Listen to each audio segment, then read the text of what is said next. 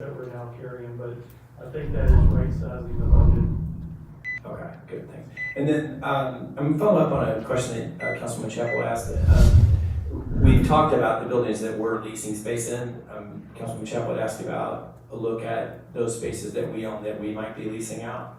I know that we're moving out of, the LMPD is moving out in May and that Bezos Academy is moving in.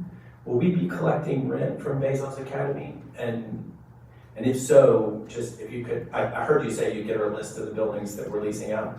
I just would put an asterisk by that one.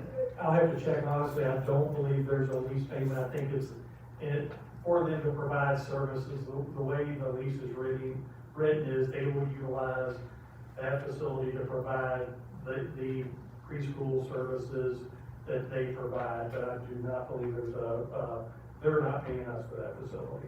So if we could have a conversation offline, but I believe also in Councilman Chapel's district, there is a park that we entered into an agreement with the Salvation Army because they were going to provide services and we let them use the park space in exchange for, over the years, they are no longer providing those services, but the way the contract was written, they feel like they have access, that they continue to have control of that space, even though they're not providing the services that they initially agreed to provide. And we'll double back to that at some point, but as we enter into this conversation with Bezos, if we could just make sure we keep an eye towards, so that we don't find ourselves in a similar situation in public works that we're in parks.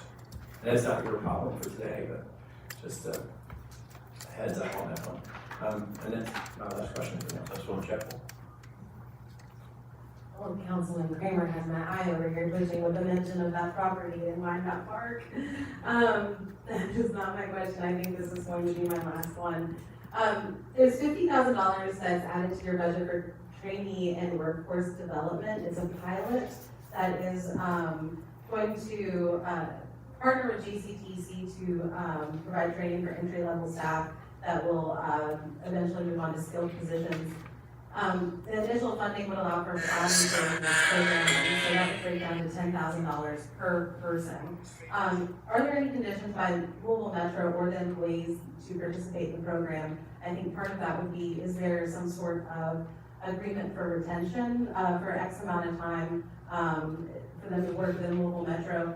And then looking at sustainability of this program, I understand it's a pilot, we need to understand if it works, but are there conversations happening in conjunction with Kentucky and Works for them to bring this under the umbrella of programming that they provide? I think they have information technology and construction now, so I'm not sure what programs, if it would be a mechanic, HVAC technician, all of the above, but is that sort of collaboration that we can have with Kentucky and Works?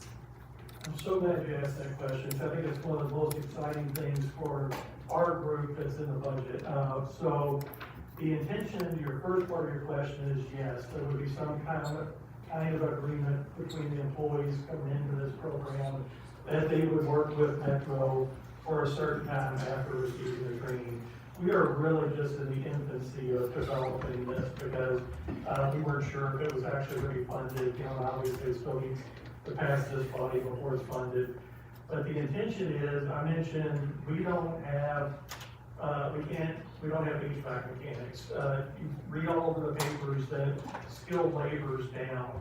Well, we have a lot of entry-level positions within facilities that are people who would like to make a career with Metro government, and they would like to be able to move up with Metro government. They're like a labor force that is untapped there. So this would be looking at a way that we can give some of our staff the opportunity to promote, learn a skilled trade, promote, be able to stay within Metro. It helps us obviously because we're promoting from within and filling positions that have been vacant for years. So that's something we're very excited about. We have not engaged Kentucky and Works at this point. That'll be something, you know, that we're very open to. Like I said, this was really more of an idea born out of, we have a workforce here, what can we do to develop them, help them grow within Metro, and be long-term employees. Are your wages competitive with an HVAC technician? Would Louisville Metro be making the same as if they were in the field? No, but, we are, behind on our payment. I mentioned we're, in negotiations with the Teamsters now. Obviously, a big, priority for us is we've had some positions like HVAC mechanics, like heavy equipment mechanics, that we're having a hard time competing with the private sector. So we're hoping that through these negotiations, we'll be able to bring those rates up and to attract candidates to stay with us. Next question, Councilman Owen. I will go ahead and say something. The two places in real estate that I trust the least are in our bids on environmental remediation and on demolition. Experience has taught me that. It's why, had I been on the council, we never would have signed over the Urban Government Center for $1, because those are two places where the numbers are always wrong. They're always wrong. So that course is way out of the barn, but thank you. Okay, and that wraps us up. Thank you very much. Thank you all for your time. We'll give the police and okay. We'll start as quickly as we can.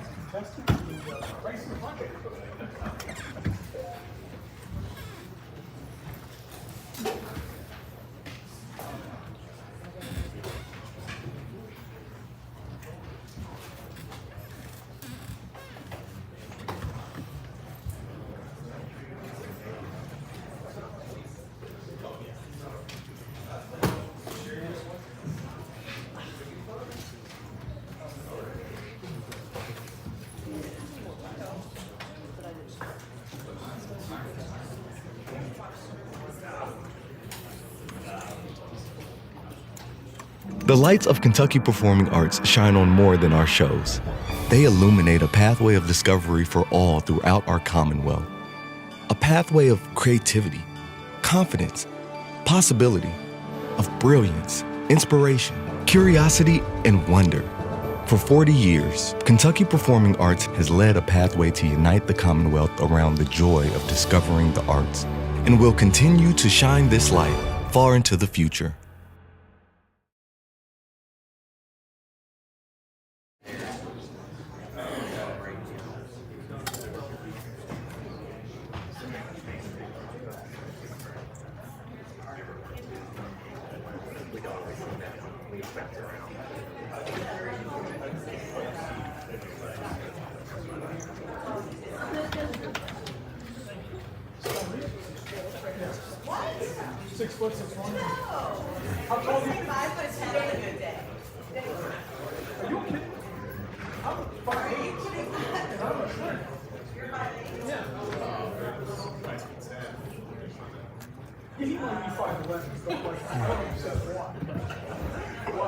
Wait a minute, hold on, I'm texting you. Why?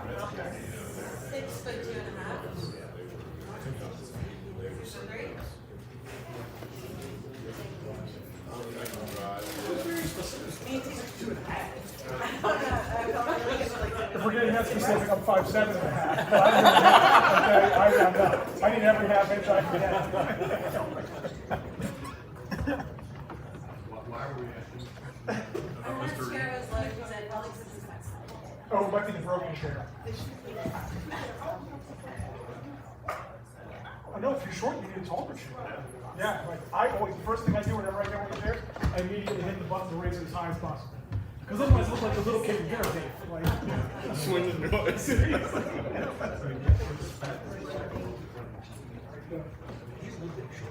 Oh yeah, no, he's not there. Oh, no, that's it.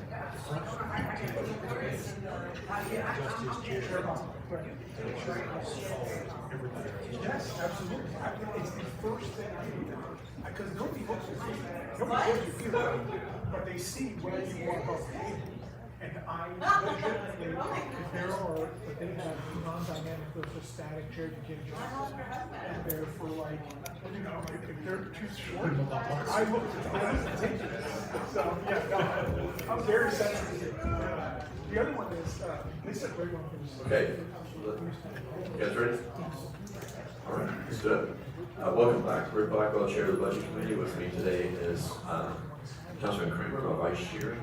other committee members present. Councilwoman Pierce Wright is online, Councilman Arthur is online, Councilwoman Craney is here, Councilman Reno Weber is not, Councilman Owen is here, Councilman Fowler is online, Councilman Parker is online, Councilman Biaggi is here, Councilman Hudson is here.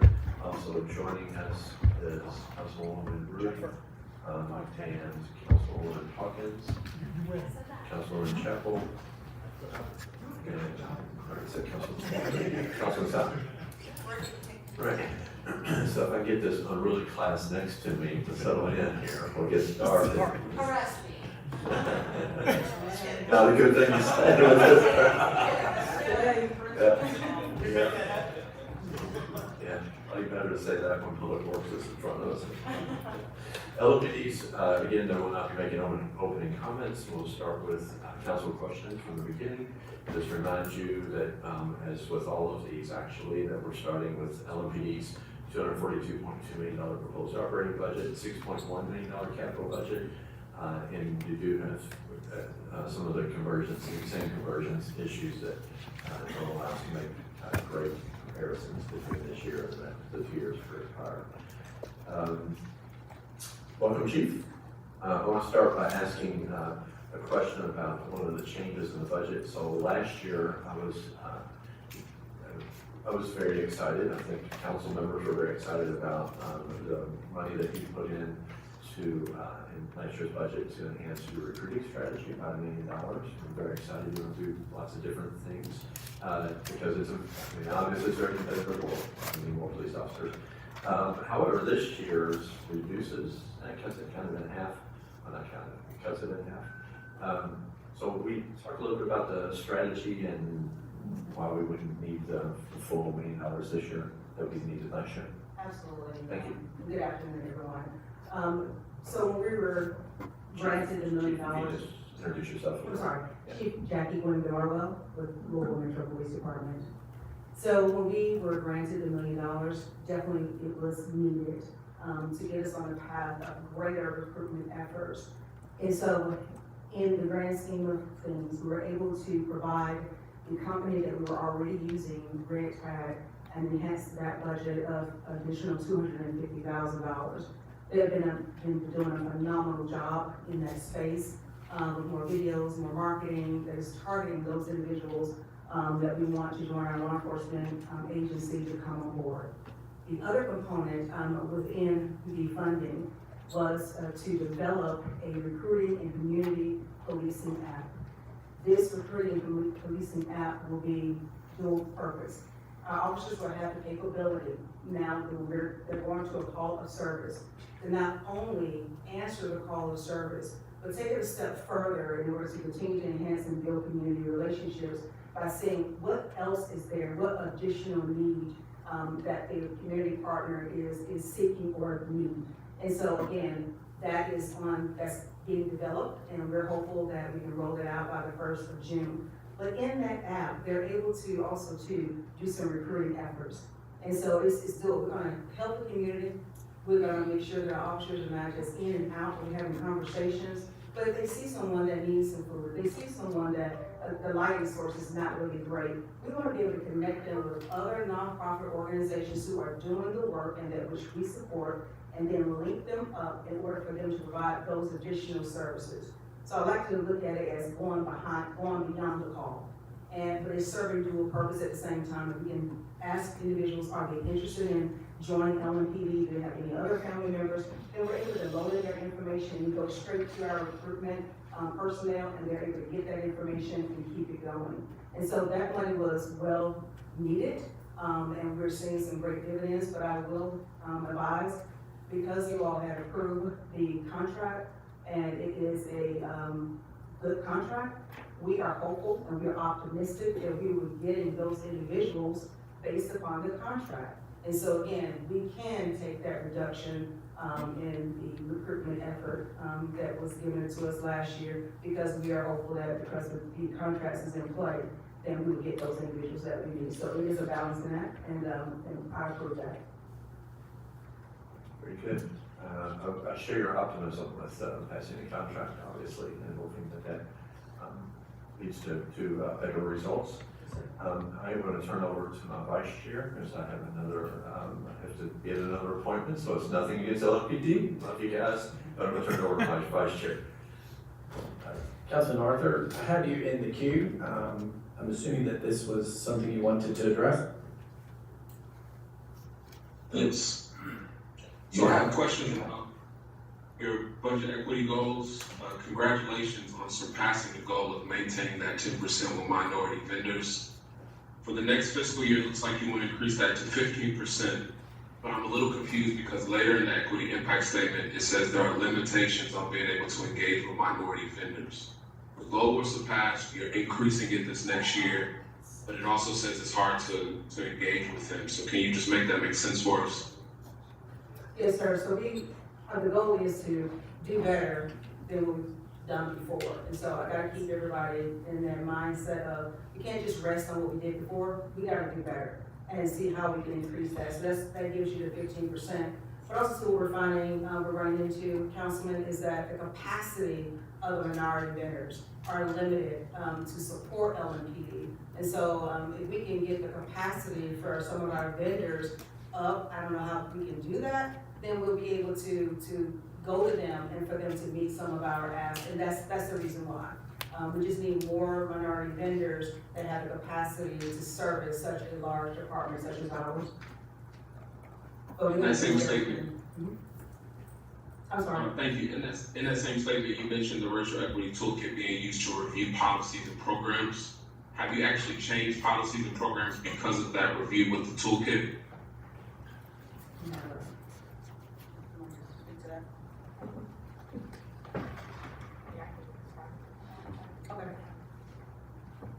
We can be back with you on that one. Make sure we give you accurate information.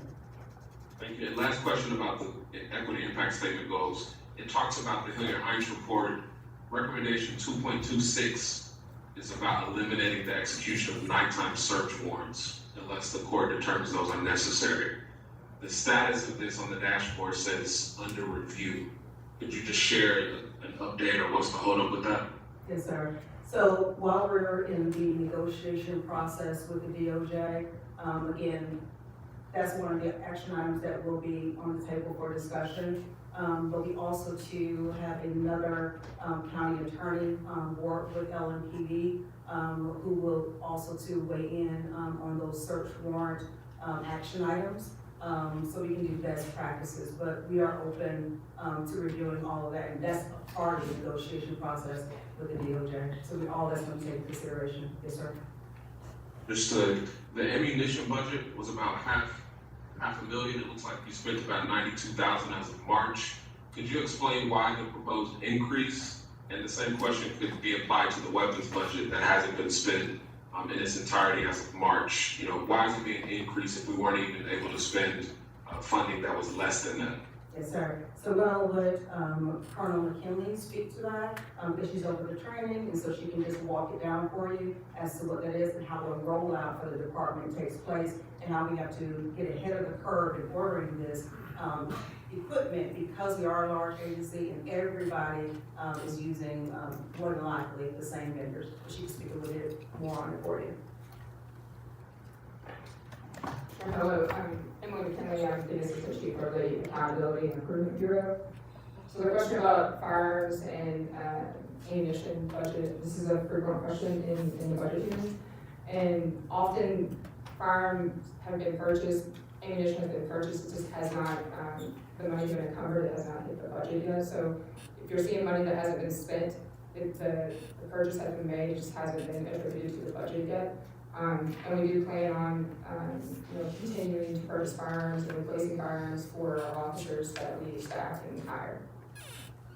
And I can get you a better detailed rundown of the numbers and how that rollout goes as recruits are hired and as officers leave the department. Thank you. And my last question for now, an officer mentioned paying for new uniforms out of pocket. I know there was a clothing and uniform allowance in 22-23. Looks like nothing for the following fiscal year and nothing recommended for this year. Could you clarify, have officers had to purchase uniforms with their own funds? So when recruits are hired, the purchase of uniforms is provided to them, so uniforms are provided to officers when they are recruits and they're hired within the department. When you talk about the uniform and equipment allowance, during contract negotiations, the previous contract negotiation, not the current, most recent one, but the previous one, that money was taken into the salary of the officer. So the officer still receives the same amount of funding for uniform purchases, it's just not titled a uniform or equipment allowance. Thank you so much. And you also too may have heard, Councilman, that we went to a new uniform. So now we only have 2 uniforms. We have the official uniform, which you see us in today, which is the Class A. And the only other option is a Class B uniform that I approved, so that your department will be more uniform, everybody will look the same. And so we're upping our game as far as our professionalism as we interact with the community, as well as how we are looking and presenting ourselves.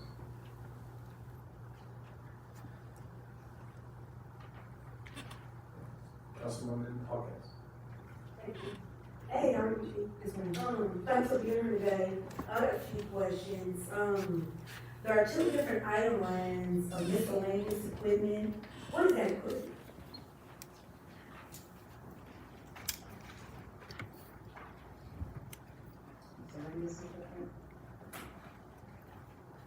Which page are you on? I don't know, page, I just went through it. I wrote my questions down. I can just go into my next question while you're trying to. Also, I'm gonna echo off my colleague, Councilman Arthur. I just see a lot of unclear law enforcement, camera, photographic supplies, and uniforms and clothing supplies. Would any of that equipment fall under body cams? That's gonna be underneath your technology. Okay. For the body cams, and so that's gonna be also to include the expansion of Exxon, so all that falls underneath that purview. Okay, so when you say Exxon, can you identify exactly what that is? Yes, ma'am. Nick Owen, I'm the Assistant Chief of Police for the Administrative Bureau. Axon is, colloquially known as Taser. It's just the parent company of Taser. So obviously they produce Tasers. They also produce our body cameras, fleet services with cameras in cars, that we utilize them quite a bit. Okay, so, which leads me to my next question. So we have all this equipment. It looks like last year, it was $302,000 was allocated last year for body cams. And, seems like that we have, several thousands of dollars allocated for equipment. Why come none of this equipment seems to be getting utilized? I'm getting beat up, because of that, being the true public safety.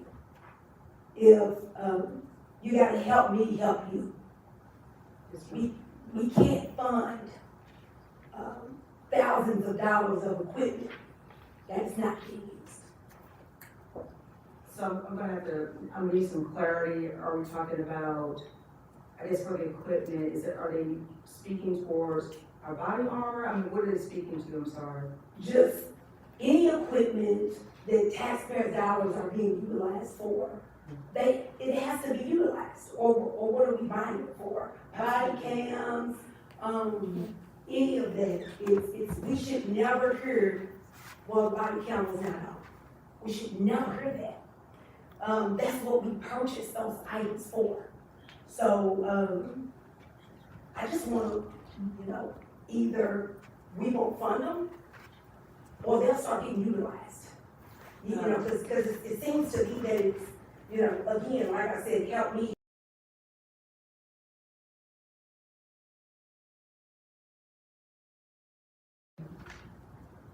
I wanna fund the police, any tools, I wanna be a vessel.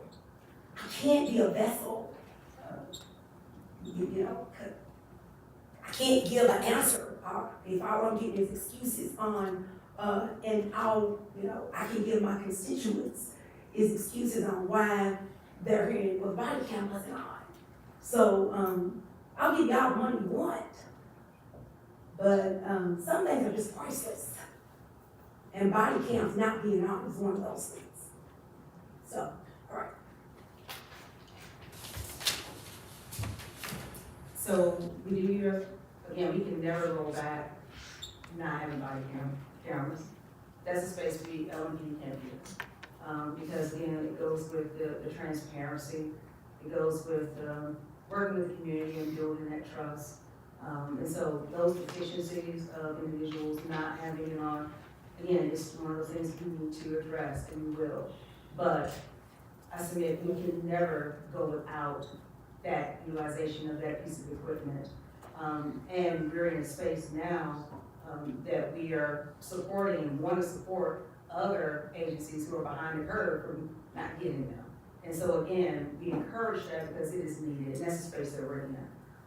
Any equipment that we're not, that you feel that we're not using, I just need to drill down on that so that I can give another better explanation to you as to, you heard this on this end and this is the reason why, or this is not the case and we over here, so that I can give it to you with all accuracy. Or let me, for better lack of a word, let me ask you this. What tools do you need? What funds do you need? And I'm not living past. I'm not talking about last year, the year before, Breonna Taylor. I'm talking about current. What tools do you need from us? What funding do you need? What item line is in here that we can keep in here? So, or is it you need something better? What is it that you need? So the line items that you have presented to you, that's what I need. And then always, in addition to, I will always lobby for more funding as far as training is concerned. And the reason why I say that, if I have more funding for training, then I'm able to send my leaders to exceptional training that other colleagues are going to, but also too, I'm able to bring some really notable individuals to Louisville to help train our leadership and even at the recruit level when necessary. Additional funding as it relates to the recruits. Earlier this year, as you heard when I presented, sending recruits to Washington to have that experience, to experience the African American Museum and to go to the Jewish Museum and to experience a law enforcement museum and to be able to be in that space to have transparent conversation as to the trauma that individuals have experienced that they may not have ever been accustomed to. That is important because I need to do that while they're in recruit to see whether or not they're even ready to stay on, to raise their hand in front of me to be an officer. That's the funding that, additional funding that is needed in order for me to fuel them and to meet the demands of the community has stated, but also to be a better progressive department in seeing what are some of the actual needs that we need to have here to move us forward. So yes, what you have in front of you, yes, those are the items that I need. And again, we know that you all have funded so much for LMPD, and we know we have to make adjustments. I can't sit here and not advise you of that. I get it. Some cuts are going to have to be made. I accept that. And we have to just deal with that and manage it. But technology here and all of the line items, I do need, asking for anything additional, it will be additional funding for training. So then I can get us truly, and continue to get us where we need to be. Thank you. I'll ask only one question for now, I'll jump back in the queue later, there's several people. Question I have is a big one though. We are in the school year, and every week we got a report of how many schools do not have crossing lines. Mayor inherited this problem, so, I have to acknowledge that. The reality is though, he's been in office now for well over a school year, and we still finish the year without crossing guards every week. I'm curious if you can speak to where we are in the process of trying to get new crossing guards. I want to recognize, of course, that we have now just over 2 months to get crossing guards in place before the next school year. And my real question is this, what is it gonna take to create some sense of urgency around this topic. The previous administration had it didn't feel like there was any real serious desire to get this fixed. The anticipation was, with the new administration, folks would realize that this is a serious issue. We did have a situation at one of the schools where lack of a crossing guard created a catastrophe. So my question includes, are we keeping track of problems that we're having at schools because the crossing guard is not there? Are we keeping track of accidents? Are we keeping track of injuries? Are we tracking that kind of stuff? Because we don't even know how bad it is. I just get the sense that that contributes to the lack of a sense of urgency. So if you could speak to like what we're doing, more importantly, if you could speak to what we can do to help create a sense of urgency so that when we start next school year, we won't face week after week after week of these are the schools without crossing. So there is a sense of urgency with that because we do want all of our schools to have appropriate traffic guards there. Today, currently, we're still down 45 traffic guards, but we have seen a little bit of an uptick of people applying to be hired. So the process of them coming on and being hired, again, is at a better clip. We are hopeful with the contracts being reviewed again, that will also to incentivize the interest in coming on board and being a traffic guard person. Also to what we are going to be doing a little bit more on our end is doing more advertising for that position and showing how rewarding that position can be. We will be doing more of a PSA around that as well, and hopefully we can garner more attention to apply for that position. We do an analysis always, and we're acutely aware of what is happening and making sure that we can address any issues. We've had to address some issues of one or two incidents with the traffic guard, and we're making note of that because again, we want the best out there as well that are engaging with our children. But you all can help, again, the contract is being reviewed again. We're hopeful for that. And again, we're gonna, once that is done, make sure I heard your request before. Let's just see if the sheriffs and see if others can help support that. But we gotta get that contract done, and so it's clear as to what the pay is gonna be. Are there any adjustments within that contract that's gonna be made? And so that we can have those conversations once that is done. But there is a sense of urgency there. We're just trying to get the best people out there. I'm hopeful that we can turn this around. Thank you. Yes, Follow up on what you. Yes, Especially as JCPS is changing its start and leave times next year, and kids are gonna be in crosswalks at different times than people expect them, and during rush hour more than not. I think this next school year, it's even more important that we have people in those positions. yes. That's too, a collaboration with JCPS police as well. Those bodies and helping us figure this out, and so we can get people out there. Not to complicate further, but add to that the problems that JCPS is having with buses, and you have more parents transporting students more frequently to schools with different times. And just, we can go on. You get why the council thinks this is such a big deal. And I share that. Thank you. Councilman Piaggi. Thank you, Mr. Vice Chair. First of all, I want to take the opportunity to thank you and the whole department. Part of your work on the PGA Championship. It was,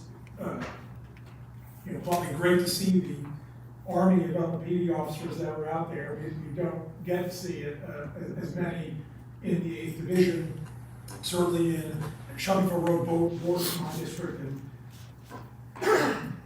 Councilor Kramer's district. So it was great to see everybody out there, and you really did an outstanding job. I saw some of the officers. I was able to attend on Sunday. I was able to see a few of the officers inside as well, and it just looks everybody did a great job. And I know there was particularly one horrible accident with Mr. Mills But, you know, and I'm familiar with the circumstances, and I want to say a compliment to Major Wampler, who was on the phone with me very early that morning, giving me real-time information about that and other things that were going on there. So appreciate his leadership and appreciate everybody's work there. Speaking of how many officers we see in the position, we had spoken last year about redoing the study that evaluates the distribution of force. And I'm sure this is a hyper-technical term, but you get what I'm getting at here. Have we completed that, or where are we, and what are the results of that? Just where are we with doing it, and what are the results of any of this? So I'm still working on it, still got it in queue, because there's some other action items that I want to put in there. So when I put the RFP out there, it's just not one of those things I get somebody's bidding on and you just can't do it. There's so many other different nuances that need to go in there, and I just need the study to be accurate. When I present this study to you, I need for you to see what we can do, and then the potential of what we can do right now, and what it looks like 5 or 10 years down the road. And I think because we need to get in a space where we're just not always seeing what is the right now, and we never do any kind of forecasting. We gotta get out of that space, but those days are over. And so I need somebody to be able to do a comprehensive study with the suburban cities and without them. Yeah. Because if we don't have those officers in place, it's still LMPD that has to meet the demand for calls for service. So again, all that needs to be taken into consideration.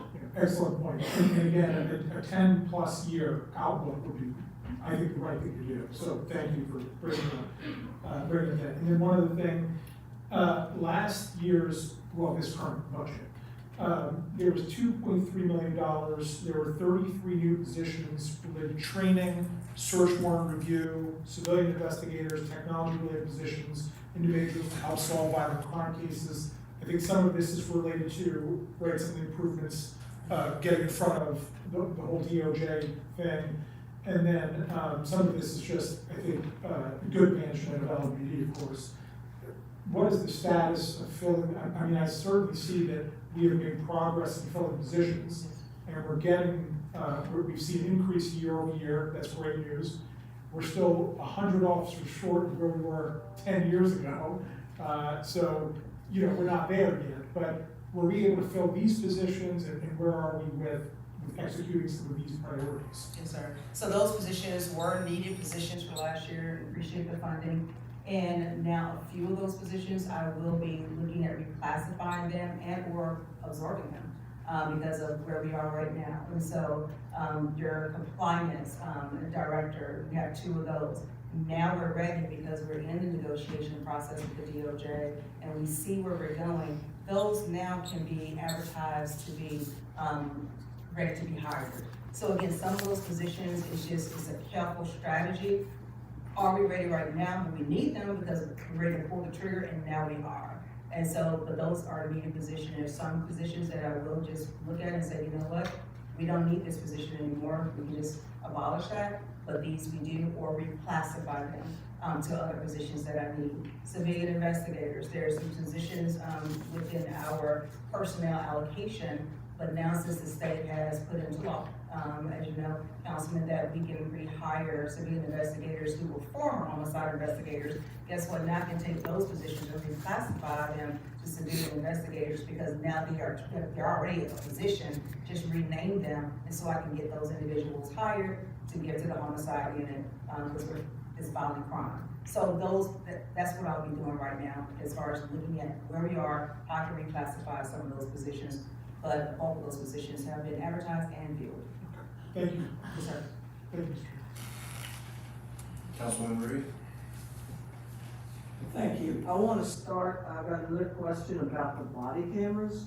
And I know humans are fallible. Humans get caught in situations and just suddenly, you forget. Are there systems available to ensure the body camera is activated? Like if they accept a call, the body camera automatically is activated? Are things like that available? I don't, that technology is not available right now. You have to physically activate it. Well, so, yes, if an officer turns on their lights, it'll automatically engage the body camera. If I were to draw my firearm, it would automatically start recording. But there are times if the battery is dead or something like that, then no, it wouldn't trigger into that. But not getting a call and it immediately comes on. We don't have that capability.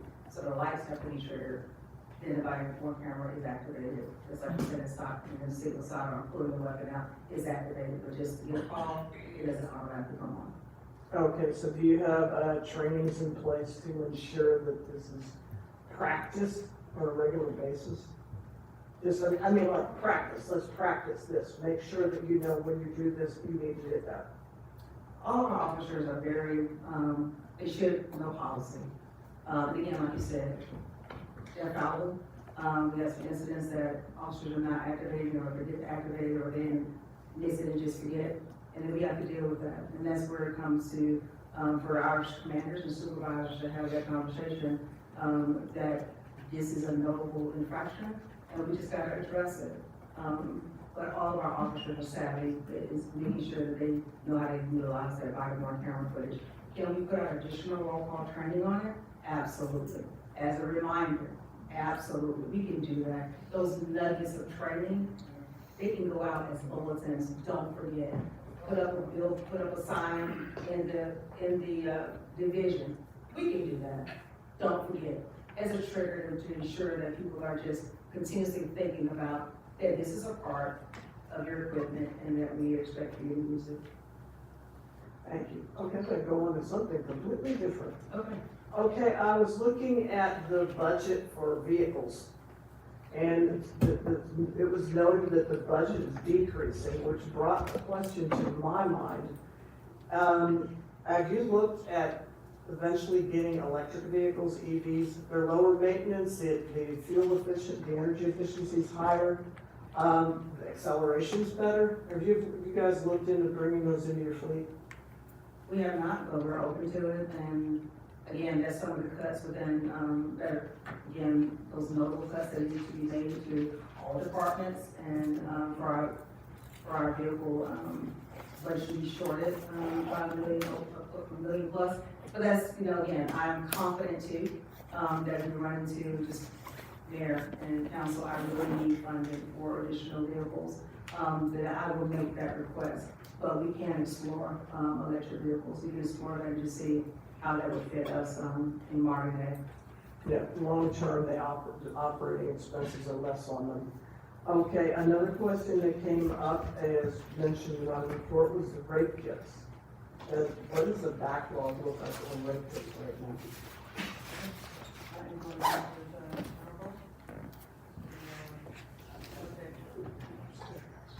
I can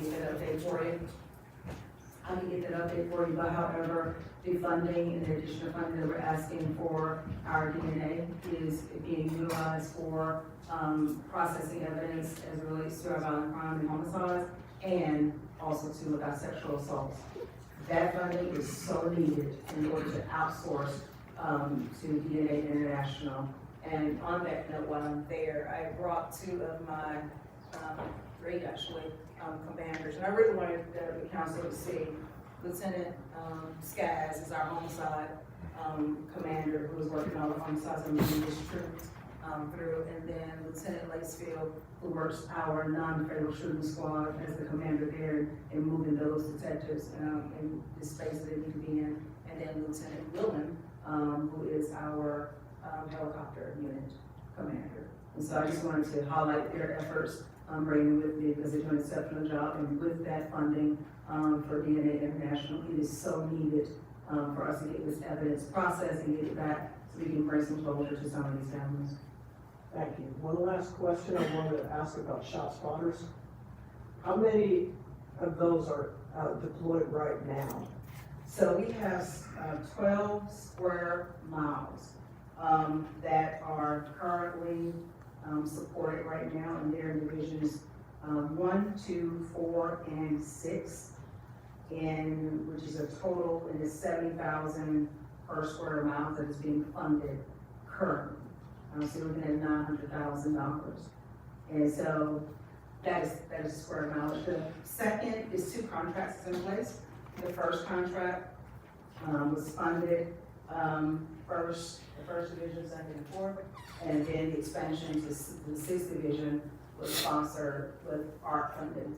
So that's how it's broken down. And how successful has it been?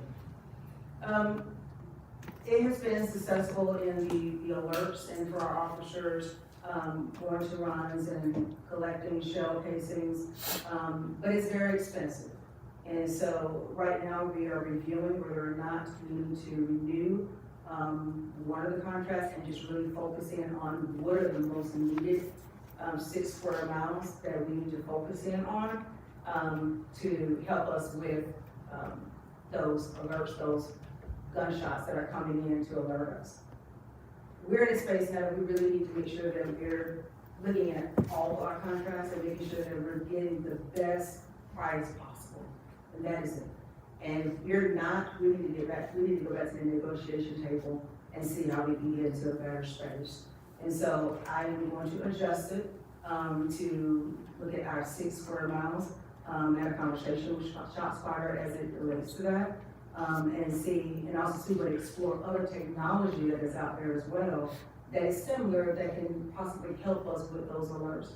But I'm also too, I'm happy to say that we have better community relationships that are not calling 911 again. And they're getting out of this being so immune, just hearing gunfire and not calling us. And that comes with the officers being out there, being committed, being engaged, whereas we can see the adjustments, and that's the space that we're in right now. Thank you very much. Yes, ma'am. Councilwoman Parker?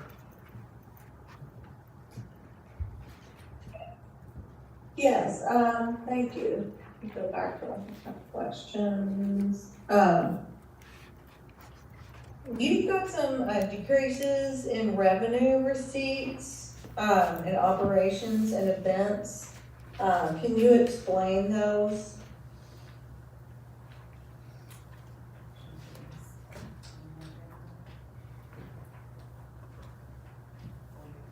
That's gonna be for OMB. I'm sorry.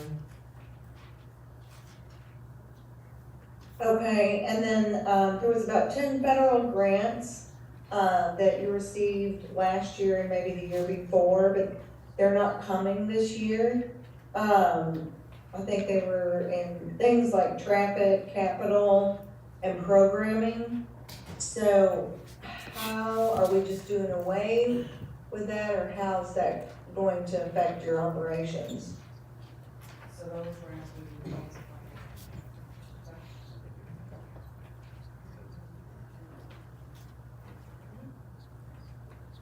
So one of my fiscal managers is gonna speak to that specifically for me.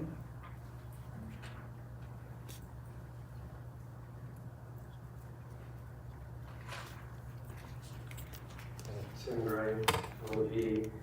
A lot of those grants that were listed that were expiring have been renewed. So there's no major impact to the community because we're just getting a new cycle of funding. Okay, that answers that. One more question. There's a $1.1 million reduction, for vehicles and fleets management. Is that okay? We would like to keep, the 4.8 million in place for our vehicles. But I do understand, the cuts that everyone is experiencing right now. And so we can just make that adjustment. I feel confident that if we are running into where I just gotta have some more vehicles, I'm hoping that I can have that revisited and the funds will be allocated to LMPD in order to get additional vehicles in. But again, I do understand, do we wanna keep it at 4.8? Absolutely, but I will accept the adjustments, knowing that everybody has to make, some cuts in their budget this year, and so I understand that. Okay, and what's the time frame you would need to know about? I mean, would it be a 6-month adjustment or? Yes, ma'am, it would be that 6-month adjustment, and we just see where we are, what have we ordered, what has come in, and then, I'll be able to petition for additional funds if needed. Okay, thank you. Yes, ma'am. Councilman Hudson, you're next in queue. Okay, Councilman Hudson, you're next in queue. Thank you. In the previous budget hearing with Fleet Services, it was, in their report that they are currently leasing space for a heliport over at Bowman Field. And that heliport used to be housed at the Central Government Center on Outer Loop. And I was curious as to the history of why it got moved. Maybe a legitimate reason, probably is a legitimate reason why it did get moved. Maybe operational, maybe, I don't know. I was wondering if you or your Air Wing commander had any information as to the history of that, and could it be moved back to Metro-owned property? I'm pretty sure that helipad is still there. And then, after answering that question, if you could talk about the proposal for helicopters within the budget. Not too many weeks ago, Councilwoman Fowler purchased some drones for LMPD, and at that point, I was of the mindset that drones could be a pretty good answer to satisfy the needs for air coverage instead of 2 helicopters, but I have been turned on that. I am a supporter of the helicopters, based on what I've heard, that drones could not take care of. And I'm not trying to take too much of your thunder on answering that question, but if you could give us some color as to the conversation of the need for the helicopters. Okay. So, to answer your question, on the heliport pad, from a former individual that used to be in a helicopter unit, the underground line broke, and it was going to cost a lot to get it repaired. So that was one of the reasons for moving it to the airport, provided a fuel source that could be managed and maintained by someone else. And that is the reason why for the move on that. So the answer is on that portion. The helicopter is a, I want to use this term, a desperate need. We need a new helicopter. The ones that we have cannot, they won't be able to continue to meet the needs of the department. So I am asking, we're asking for one at this time. We have done some patchwork on the ones that we have. They cannot sustain a lot of fuel. It is just in one of the helicopters that we've patchwork over and over again. The company doesn't make parts for it anymore, so it's obsolete. So we will take that helicopter and parcel it out in order to get funds back off of the parts that we sell. But if we were in a situation like Baltimore, we couldn't support it. And that is just unreasonable to think that we are local and we don't have that capability. But not only that, the helicopter is such a great source for all of the units within LMPD to help fight crime. And they're doing the work, and it's time for us to get a helicopter in place, and that one that can meet the demands, and it has the capability to help us. And it's just not even, this is not even a begging thing for a helicopter, it is a must.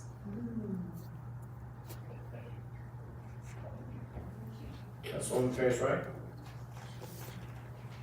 Thank you, Mr. Chair. Thank you, Chief. I'm trying to not ask something that's already been asked. I have a question around, and some of these things predate your tenure, so I recognize that. Just an update. There was a Truth and Transformation project that was brought in under the previous mayor and administration, and I just wanted to know if any of your initiatives are tied into that. Do you have any updates from that ties into your budget requests around training? I'm assuming yes, but I just wanted to hear you speak on that. Yes, ma'am, and thank you for the question. And it does. All of the initiatives, when we're talking about the Stop the Gun Violence initiative that we have, that we established, going to the Kroger sites and within our divisions, that is truly transformation at its best. because we're meeting the community, they're able to ask any questions they want, we're giving out information, the commanders are there, it's very transparent, meet your beat officer, truth and transformation, having an open dialogue, make sure that everybody understands we're here for a purpose. I need you to get to know your officers, I need you to get to know the communities, where they stand, how they feel about LMPD, favorable or not. We need to hear it so we can make that adjustment. But also to combos and cuts in the barber shops. As you know, some of the best conversations happen in the barber shops in the basement of churches. And establish a movement like never before. And that is what we're doing. And so, again, all of those initiatives fuel the truth and transformation. Community ComStat, I have the community members in ComStat talking about crime and what they're seeing and what the changes that they want to see. Truth and transformation, all of that. So all of my initiatives will layer up into the transparency. How can we have a great discussion? You air out your differences, your grievances, but guess what? When we leave here, what is the solution? And so, yes, ma'am, all of that is layered up in that. Thank you for that, and I appreciate you detailing that. We don't always get a lot of updates when things are initiated, and so it's important that we are able to keep our constituents updated with projects and things that have started, so thank you for that. And thank you for outlining the cuts to the department, because a lot of departments have taken a lot of cuts, and the budget looks like it favors LMPD, and we understand that public safety is important, but we also know that public health is a part of that. Another thing that happened before your administration was the body cams, as some of my colleagues have alluded to. I just want to make sure that in this, there is an initiative to train and make sure officers turn on those body cams, because we really fought hard as a community to have those put in place. And so, as you know, these things will happen and come up, but we need to know that this is a priority for you and your team. My last question is about the guns. Before your administration, at this administration, we learned during the 2020 protest that a lot of the guns that our Louisville Metro Police Department had were actually owned by a lot of the officers themselves. So I just wanted to see, where is that ratio now with guns that we actually own, assuming that the department has purchased them, versus the guns that officers own themselves? And then the last part, what are you doing about the officer incentives, like the one me and you, we all discussed before, talking about them living in the divisions that they work in? Yes, ma'am. You own all the guns that we have. They are city-owned equipment. So we do not have any of our officers on duty carrying around any personal weapons. You own every duty weapon through the funding of the budget that you all have approved. So we got away from that because, again, there was lack of accountability with that as well. And we want everybody to be uniformed what they're carrying and make sure that it's really compliant. So that's done. You don't have that anymore. And what's the other question? I'm sorry. No, thank you for that. The officer incentives, we talked about, it was, I don't know if this was included in one of the first questions that the chair gave you, but there's that $1 million in the hiring, and we all support hiring good, trusted, trained police officers, but there was a part of that was allotted to officers who were choosing to live in their districts, and you and I talked about that, and it dropped from 1 million to 500,000. I don't know if that's still the same pot of money or if it's a separate pot. I just want to know, what are you doing with the fund for incentives that you're not using? It was $100,000 for that home incentive, and it was allocated separately. Councilman Arthur, when I came and gave the other budget briefing prior to, he said, we're open to other public safety personnel utilizing that funds. And I said, by all means, if it is approved by the administration. Again, we do want officers to live in the community. We still are pushing that and encouraging that. And I think as we continue to foster the great relationships that we're trying to build upon within the community, all will feel, like, yes, this is good. Let's get in there and we can live here, and the community is gonna keep us safe, and we're keeping the community safe. So I'm optimistic with that. But if those funds need to be reallocated to another entity, again, I support that as well. Because public safety personnel, they want to live in the community, and that's an incentive for them. By all means, I support it as chief. I support my counterparts. Thank you for answering my questions. Yes, ma'am. Councilman Hawkins. Thank you. I did fail to say, thank you. thank you every day for putting your lives on the line.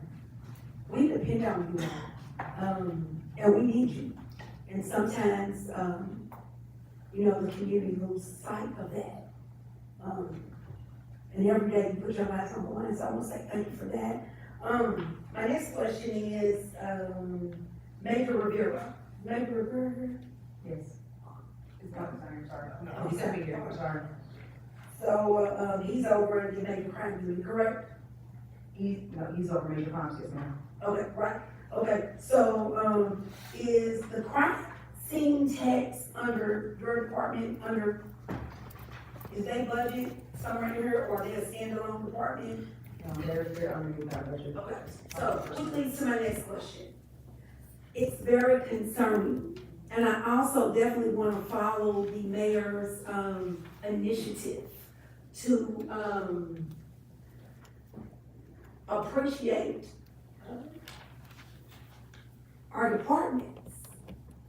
And the crime scene tax, they haven't had any raises.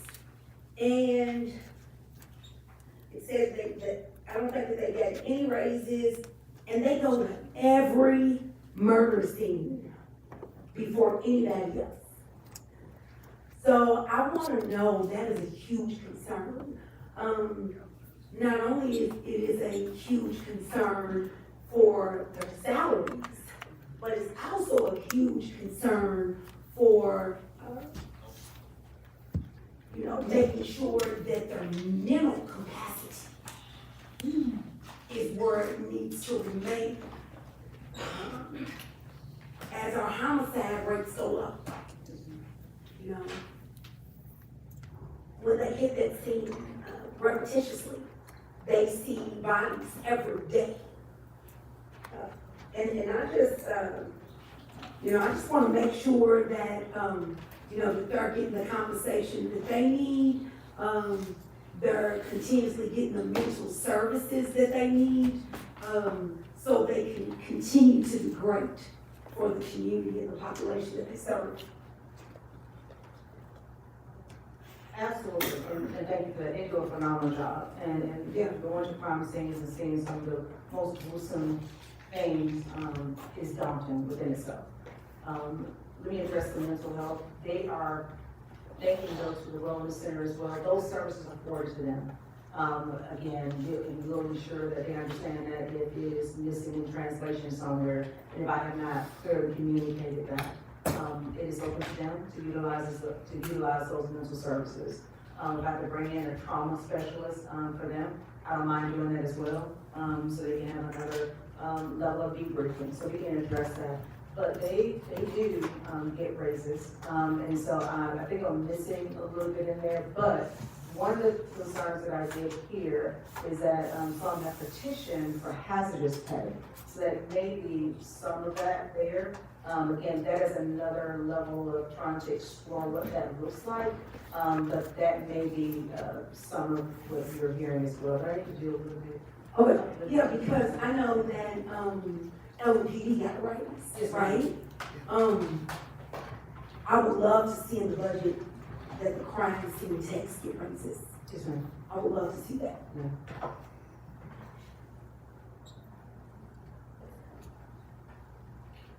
Thank you. Councilman Chapel? Thank you so much. No real notes on this, but I'm gonna give you guys a peek for your organizational chart. It was nice, but it didn't really razzle-dazzle me, but good job.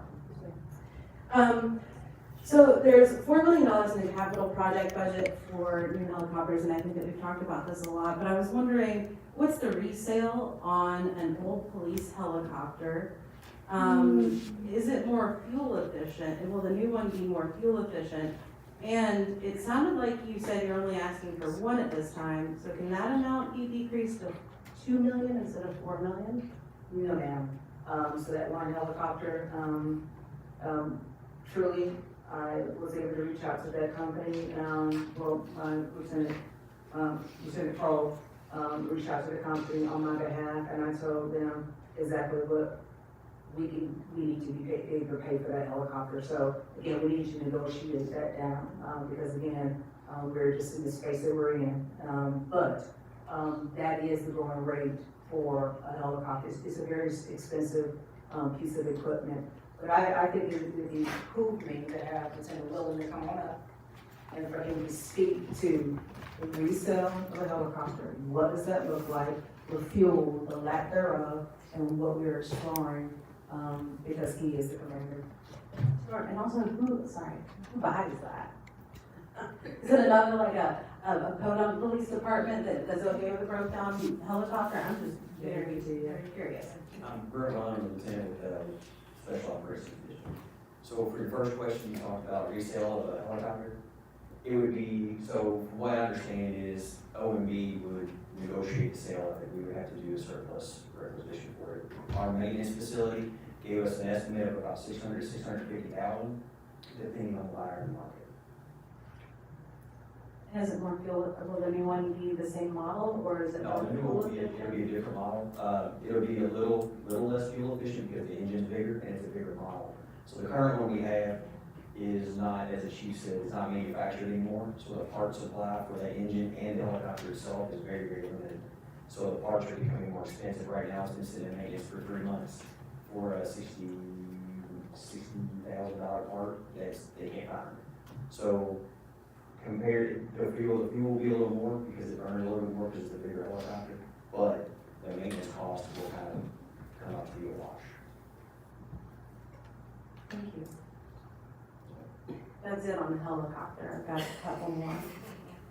Okay.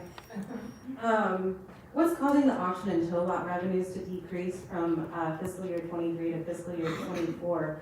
And also, can you speak to the status of our current tow lot and the status of a potential new permanent one? I'll have to get you, I'll get back to you with an answer on the decrease in revenue. I don't know off the top of my head, other than it may just have been a slower year for the tow lot. Obviously, everybody's well aware that we have issues with the tow lot, location-wise, size, capacity, security, things of that nature. We're making it work as is, the best we can. We are always looking for a new site that is, an appropriate place to put an impound lot. There's just not, that's a lot of land in Jefferson County to find in a place that would be suitable for something like that. So while we're always looking, we have not identified a suitable site as of yet. Thank you.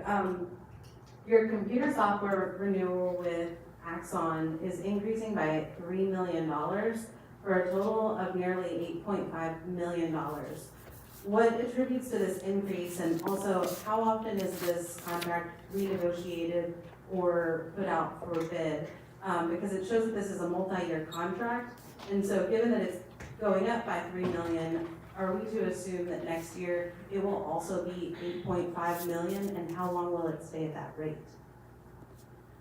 I'll almost go into a little bit more detail on that, but one of the things that we got in this contract with Axon, because of the increase, I wanted to ensure that we weren't locked in for 10 years, but we have the option, just flat out 10 years, but we do have an option to opt out in 5. I wanted to make sure, because it's not fair for a new administration to come on and we're still in bed with a company that maybe they go in a different direction. So that's one of another layer of better management on our contract. So that's one of those, that's one big highlight on that. Instead of flat 10 years we locked in, we have the option within 5 to opt out and give you the go into more granular detail. Sure, and as Chief said, the extended contract with the 5-year opt-out was in the end advantageous for us from a financial standpoint. And then also just, there's an increased use of their products on the department. So it's not just a taser, it's not just body cameras. We put their cameras in our new cars. So there's fleet services. We're scheduled to put cameras in some of our SWAT vehicles, our armored vehicles. We are upgrading our body cameras to the newest model. That distribution will start probably in June. And then they also do our interview rooms, which is, we have a significant number of interview rooms that Axon will come in, install the camera, and then house the footage for retrieval later. So it has grown, admittedly it has grown over the last several years. I'm probably misspeaking here because I just did a quick review of the detailed budget, but software costs are, I think, the second highest after personnel costs, which I need to get in the software business, really quit Metro Council and get into that. At the last meeting, this is my last question. In the last meeting, I said that I didn't give a rat's bottom about golf, and that's still true. However, I do care about the strain that a golf tournament put on by $1 billion corporation puts on our already stretched thin LMPD. So is there a total, rough or otherwise, for the cost, including overtime, that the PGA tournament cost Louisville Metro? Including the $140,000 that we paid to supplement their security. We'll have to get back with you on those numbers.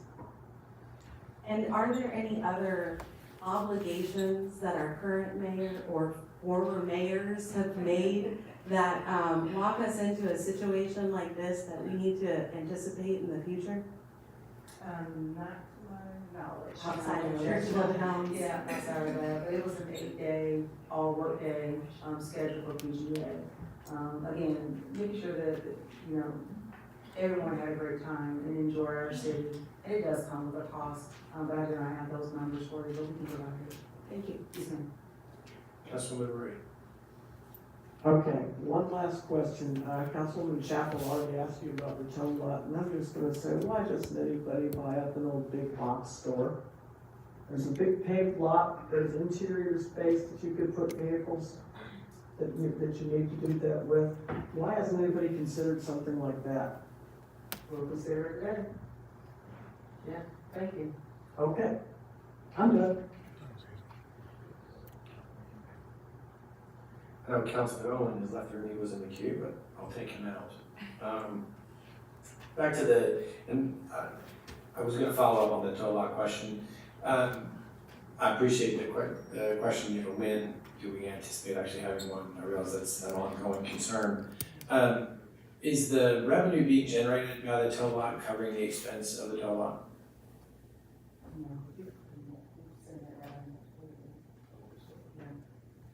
I can't speak to it accurately, but I know we don't gain any, it doesn't come to in LMPD's budget, it goes right back. Right, well, I'm not looking for a profit. Okay.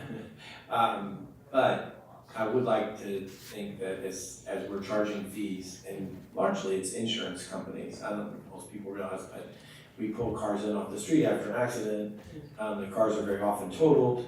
There's a question between the insurance company and the initial owner of the car and perhaps a bank where the car was being paid through, and that car sits there and sits there and sits there. And insurance companies are sometimes not too quick to be concerned.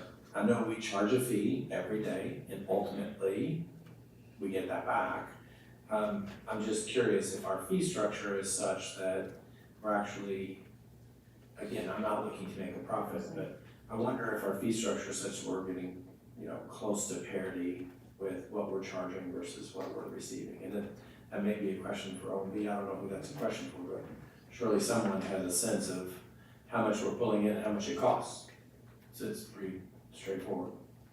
I'll get an email. Great, thank you. And if you're gonna get that email to me, thank you. I'm gonna go ahead and ask at the same time for the false alarm ordinance that we passed some number of years ago. There is an expense to us as a metro for sending folks out for false alarms. We passed an ordinance to try and reduce the number of false alarms, and I know that was the overall goal, was to reduce the number of false alarms. And I believe that's been somewhat effective, but I also know that there's a fee to be paid if if consistently your alarms are going off. And I'm curious to know too, how are we doing with that fee comparing to false alarms? We're doing great, we're doing well in that area, by getting those fees and collecting those, and trying to find out who had the action. I saw the number. Yeah. Are you looking for the number? The amount you've collected, we billed 268,000 and we've collected 228,000. So those numbers, I think, to your point, Chief, are good. So my question wasn't so much about how are we doing on collections. My question more is, do we have an appropriate fee schedule? Is it costing us more to go out and investigate these false alarms than we're getting back from folks who should be paying this fee or who are perhaps paying the fee? It's just that for some of them, it may be still not enough of an incentive to try and get this right. Yeah, so we need to do an analysis on those two action items and just to give you fair feedback on it, just to see. Again, you know, we get locked in on one thing and then things change, and so, to your point, we just need to do a deep dive and just see, is it really meeting the demands and needs, and are we getting, you know, yeah. Thank you. And again, I don't see this as a revenue stream, right? I don't want anybody in the public to think that that's what this is about. It's just, it costs us money, and so we're not the ones creating the issue that's costing us money, so if we could pass that on to the folks who are costing. Councilman Wright. Thank you. One, I thank you for answering those questions, because I also agree that the police and TARC are not supposed to make money. They're a public good that we should be able to rely on. But I had a question that I got with Councilman Arthur that asked about how the budget, does this budget increase the capacity for the Special Victims Unit? Has that been factored in? How does this budget help increase the capacity of the Special Victims Unit? We have a couple of vacancies that we have posted, but they are at full capacity. They have 16 people working in the victim service unit.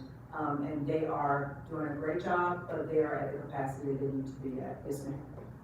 Good to know. A lot of people asked about that because, you know, just the solving the crimes, and I know that's a priority. And and just as I said before, more people want to know about the constitutional policing that you're driving our police force to do more of, and I think that is a good thing. Just any way that we could share that information or updates. I know I went to the Meet the Beat. I know those opportunities are there. Just keep sharing that so that we can get that out to the constituency. Yes, ma'am. And also too, I need to ensure that all council members understand that each division commander should be and has been doing a newsletter. I gotta make sure that you're receiving it as well, and so that you're able to push it out to your constituents, where we are, what we're doing, what are some of the new initiatives, and so that everybody can be enlightened as to what LMPD is doing and how we're moving now. But we'll make sure that that is happening.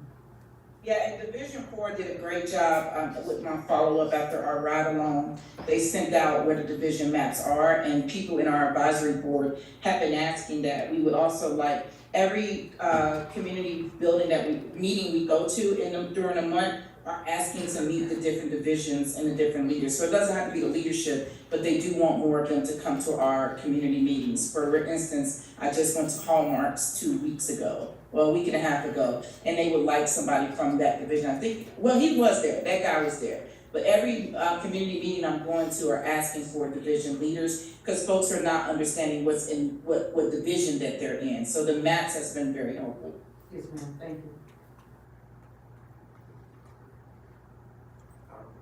I'm looking at $307,500 for necessary public safety equipment to meet law enforcement standards. I wonder if you could speak to what that would be, and as I'm reading it, I may be reading more into it than the comment actually suggests, but I'm wondering, did that come as a surprise to us that our safety equipment wasn't meeting, you know, law enforcement standards? And if that's true, then how did we get into that place if that's not true? Then this was I'm guessing this was an expense that we had anticipated? Those are gonna be those enhancements as far as the weapons and what we discussed earlier. That is what that is encompassing altogether. Okay, but that shouldn't have been a surprise to us. No. Okay, so this is just standard, this is us doing. This is what we're asking. Business as usual, okay, thanks. The mayor's proposed that we move $6 million from the LMPD training facility. And we had a conversation, he and I, offline, and I don't challenge all, I think that's awesome. Love to get $6 million back into our budget and let the state do this. But have there been conversations that you're aware of that give us reason for optimism there? Or is that just the city believes that this is a state responsibility and, you know, the state should do it? And again, I get it, we're certainly not the only police department in this region of the state. And a training facility that would benefit Oldham County as well as, you know, Bullitt is growing as far as population. So I get it, I think it's a great idea. I'm just curious, like, can we point to some conversation and say we have reason to be optimistic? So, reason for being optimistic is that we want to find land within the city or surround that is free, that we can get for free, and that we can build out a plan, a comprehensive plan to erect a state-of-the-art training facility. One in which the community is able to come and have a part in, but one that meets the needs of a growing department, but also to support our other agencies around and our federal partners and everybody that wants to have a buy-in. Sure. We need to be, I'm so open-minded, being a regional training academy, so that is a shift. And so again, and we can do it. Sure. It's gonna take funding, it's gonna take everybody coming together, but we just need a long-term plan. We have a plan already developed as to what the site can look like. But again, we really need to find land that is free. They're gonna purchase the land, and then on top of that, erecting the building. And so if we can save the cost on that, that's the path to go.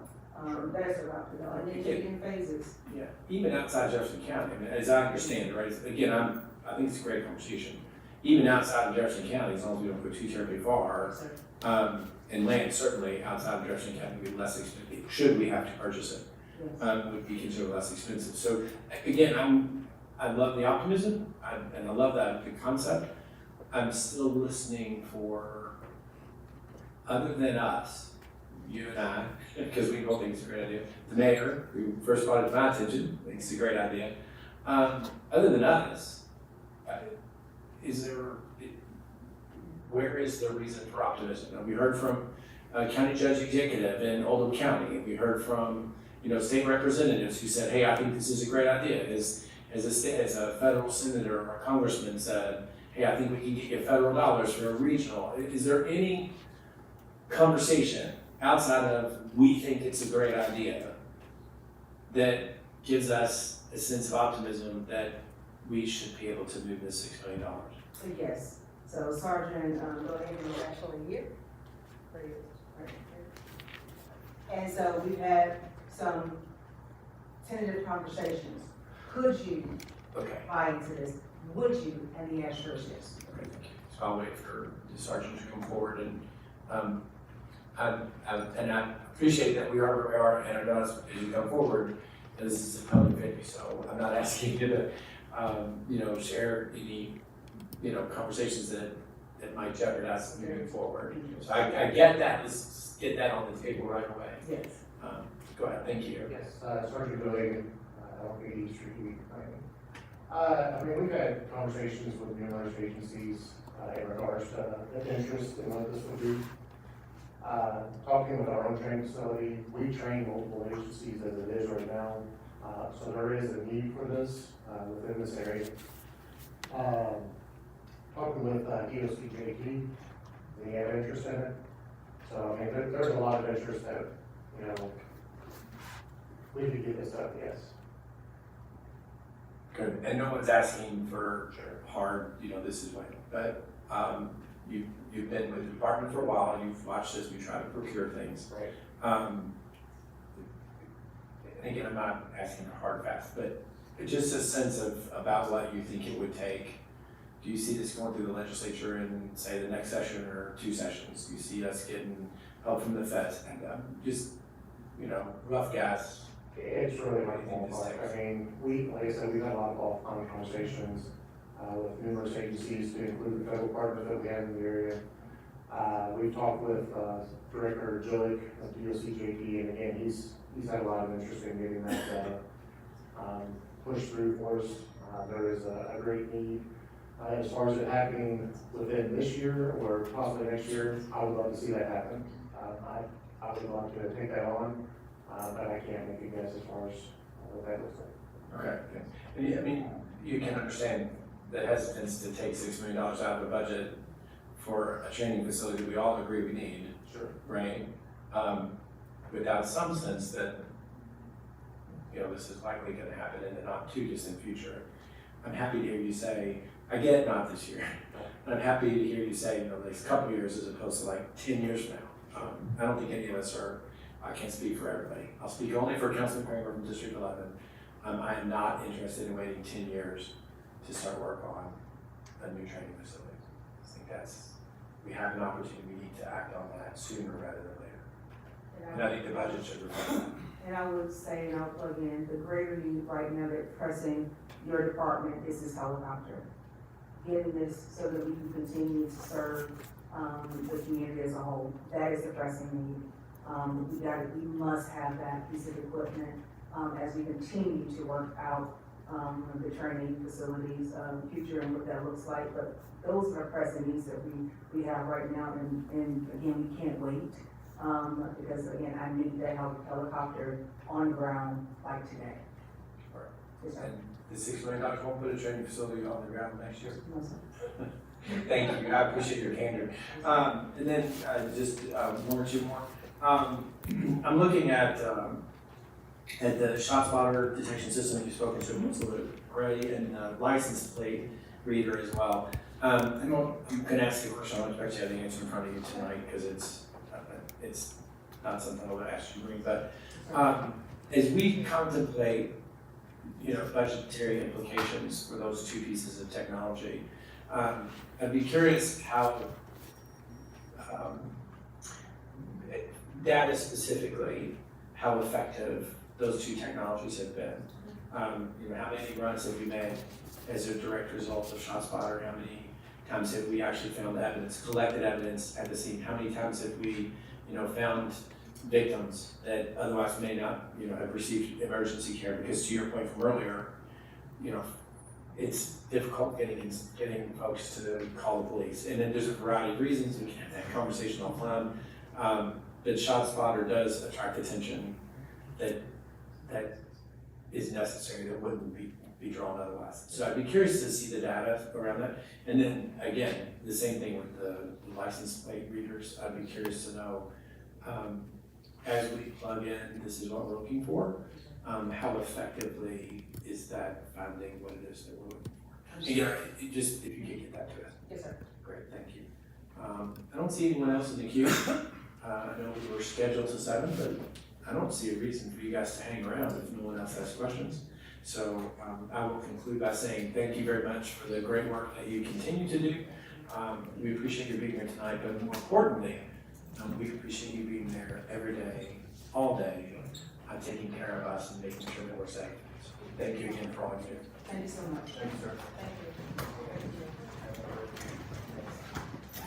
Thank you.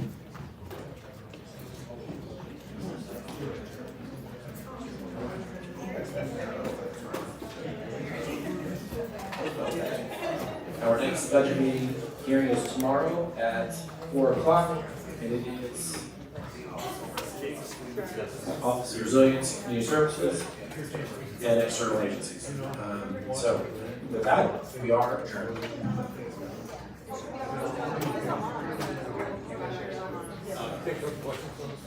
The lights of Kentucky Performing Arts shine on more than our shows. They illuminate a pathway of discovery for all throughout our Commonwealth. A pathway of creativity, confidence, possibility, of brilliance, inspiration, curiosity, and wonder. For 40 years, Kentucky Performing Arts has led a pathway to unite the Commonwealth around the joy of discovering the arts, and will continue to shine this light far into the future. Si no haces nada más. Si no haces nada más. Si no haces nada más. Si no haces nada más. Si no haces nada más. Si no haces nada más.